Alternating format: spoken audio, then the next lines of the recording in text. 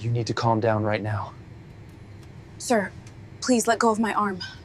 Oh my goodness, what is happening?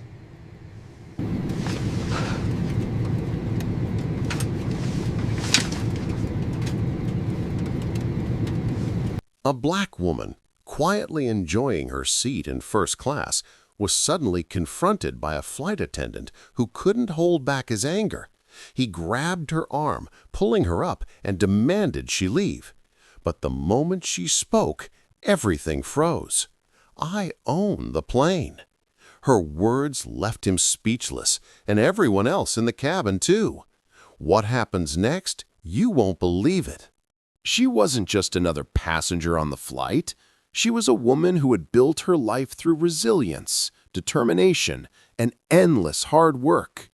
From her earliest days, she had faced silent barriers, classrooms where she was overlooked, workplaces where her ideas were dismissed, and boardrooms where her presence was questioned. Yet, with every setback, she carved a new path forward, rising higher when others expected her to fall. Now, seated in the spacious comfort of first class, she allowed herself a rare moment of peace. The cabin smelled faintly of coffee and polished leather. Around her, other passengers scrolled through their phones or settled in with quiet conversations. For her, this flight was supposed to be a simple journey, time to reflect on how far she had come. But beneath the calm surface, a subtle tension lingered, the kind she had grown used to over the years.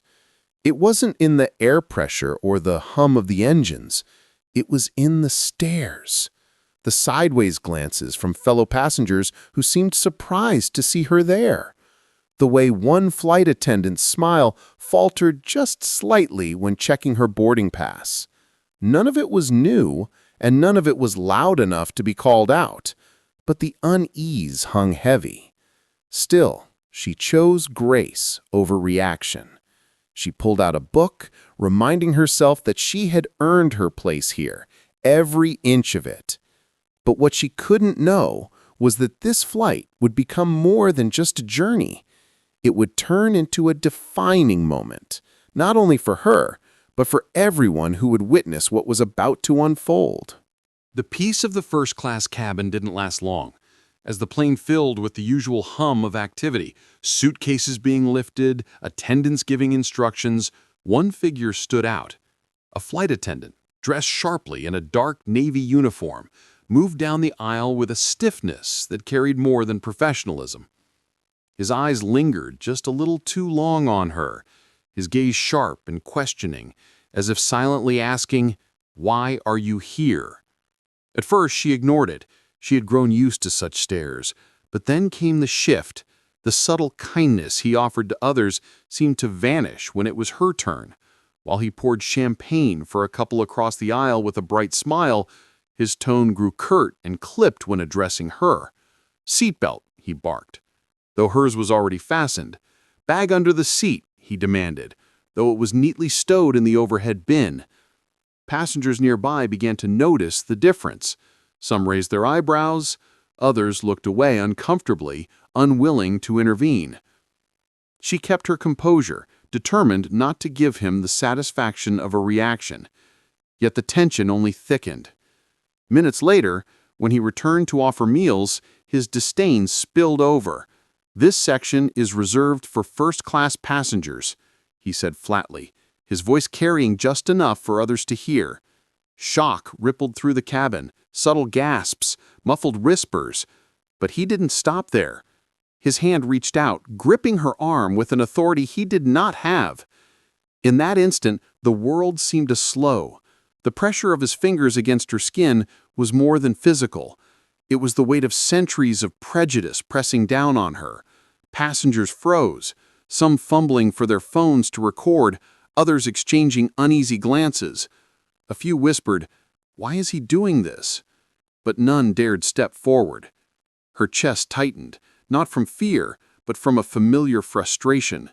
How many times had she been questioned, doubted, or dismissed simply because of the color of her skin? This wasn't just about a seat. It was about dignity, worth, and the silent assumption that she didn't belong. The humiliation cut deeper as the attendant tugged her arm slightly upward, his voice rising. "Show me your ticket." The demand echoed through the cabin. Every eye was on her now, some filled with pity, others with unease, a few with judgment.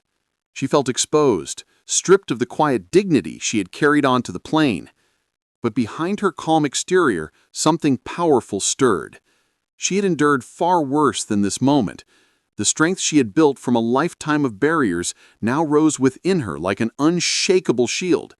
Still, the sting of injustice burned deeply.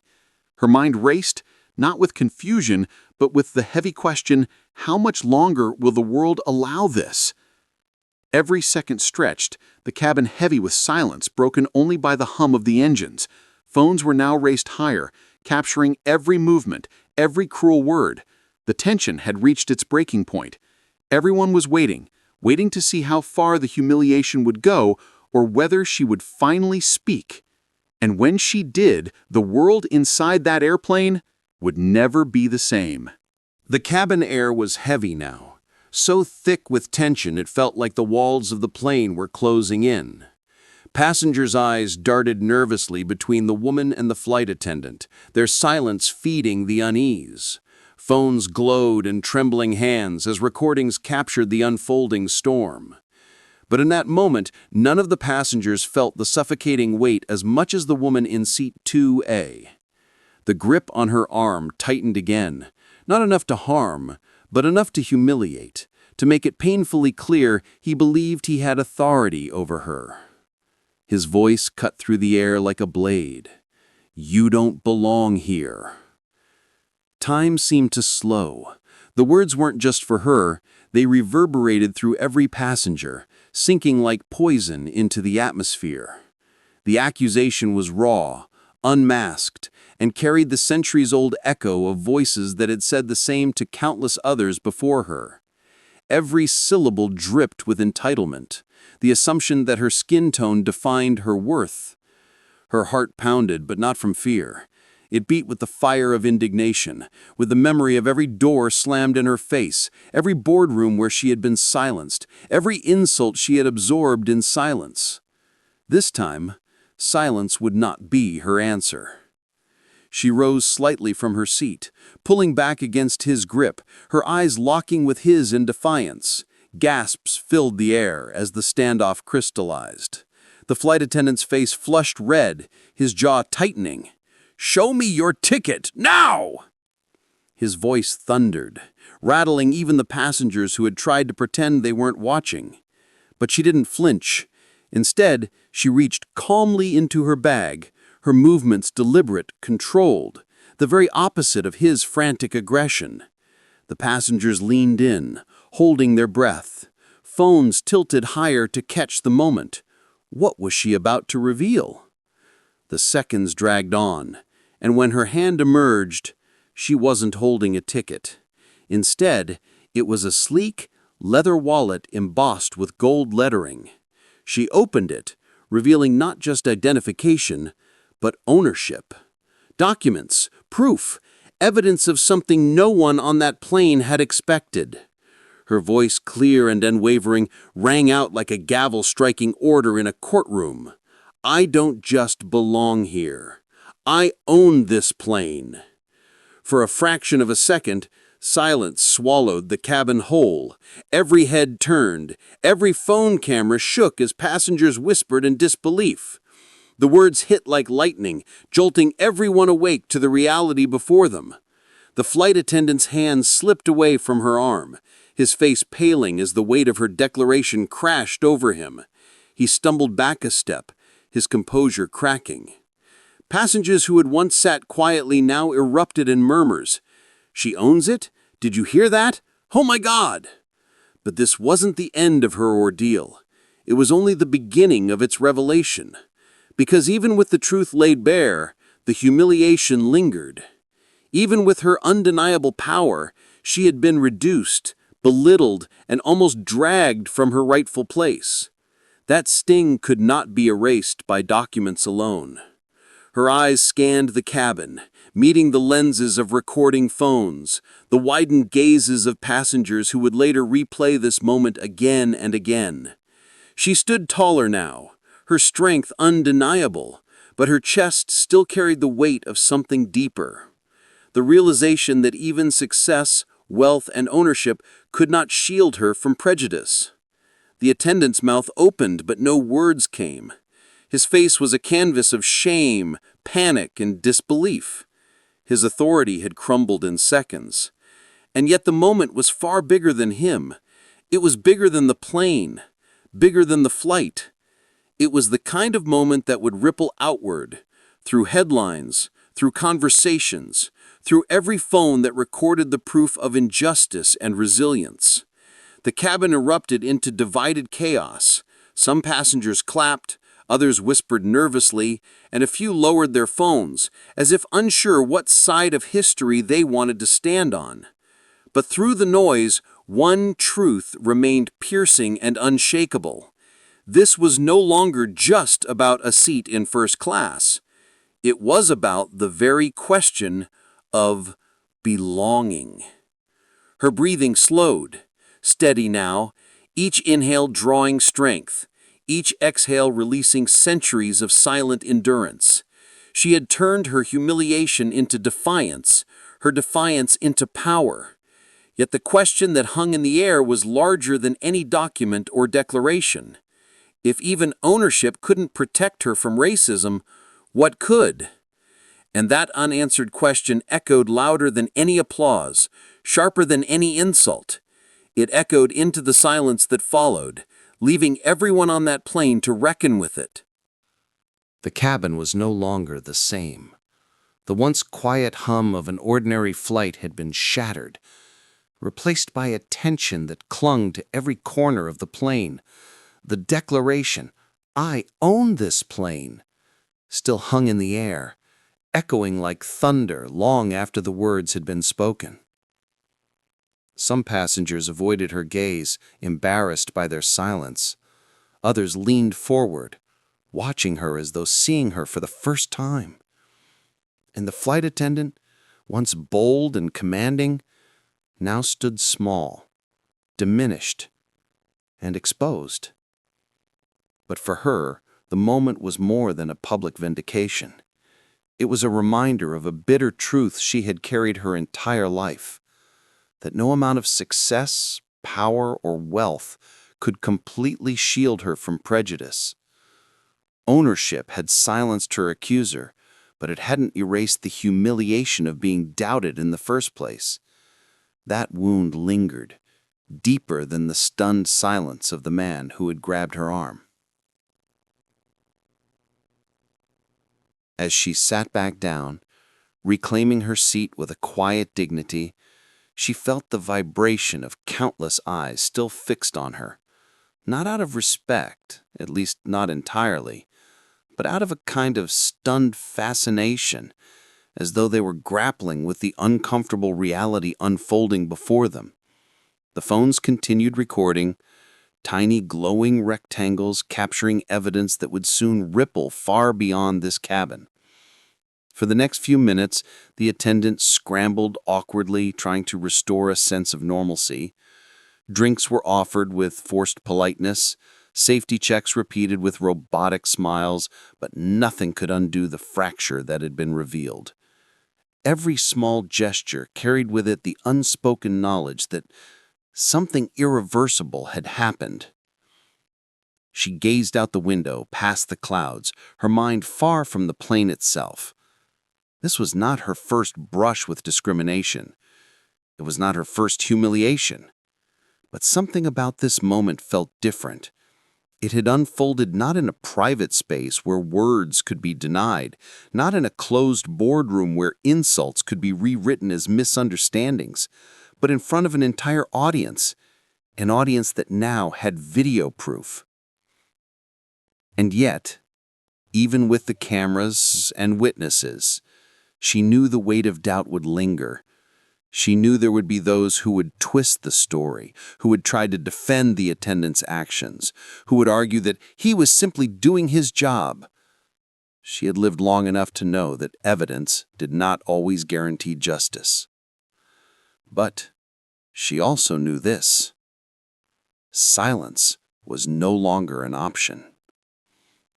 For too long, she had borne her struggles quietly, choosing to rise above rather than confront, to ignore rather than challenge.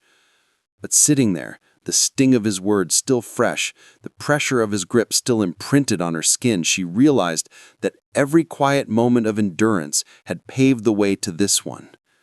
This was her chance, not just to defend herself, but to speak for countless others who had faced the same quiet dismissal, the same blatant rejection, the same cruel assumption that they did not belong.